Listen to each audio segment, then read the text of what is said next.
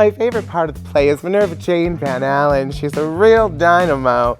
No. Probably the most difficult part about making the drag a reality is having to work with Minerva Jane. She is an absolute terror. And I am the hard part, aren't I?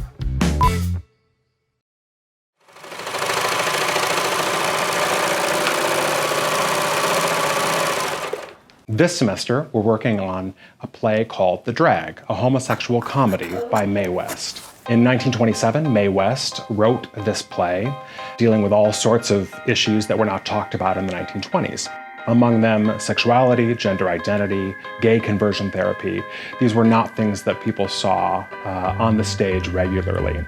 The play was closed down in 1927 and never saw a New York premiere.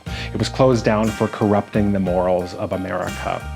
The Drag is a very unusual play for its time period. It's discussing subject matter that people didn't even discuss behind closed doors. Homosexuality was referred to as the love that dare not speak its name. So people were not comfortable talking about this even one-on-one, much less coming to a theater and see it paraded in front of them.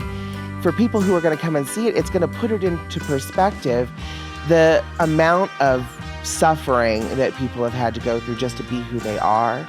And the fact that we're still talking about it in 2020, suggests that time has not moved as quickly as perhaps maybe it should have. Here, take this and get out of here. I don't want your money, Raleigh, please. Get out of here. I've had enough of you. In this play, the second act opens to a grand drag ball. Mae intentionally left this part of the script ambiguous. The structure of the second act allowed Mae's friends in the drag community to perform, which in 1927 was illegal. Men were not allowed to wear dresses. You were not allowed to express yourself in that way without being arrested. All of the acts that the drag queens and the performers bring in are devised. They're not in the script. It just says they have a party. And so that's what I've come in to do, is to create those acts with the students who are performing them.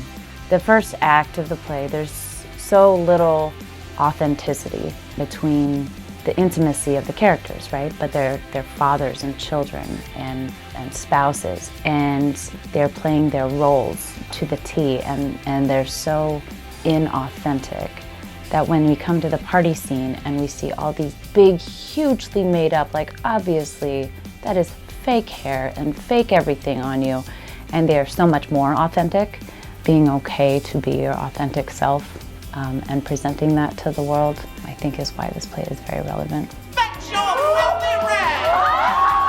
I think it's an important work, and I'm glad that the world is starting to explore it again in meaningful ways, and I think that it's even better that we're doing it in a place like Idaho and a place like Boise State University, where there's been a lot of talk about diversity lately in the news. I mean, the fact that Boise State University is willing to keep plugging along and working towards helping other people is a great thing, and the drag is just more proof of that. So I don't see how it could be viewed as anything but a special, meaningful, and still radical project.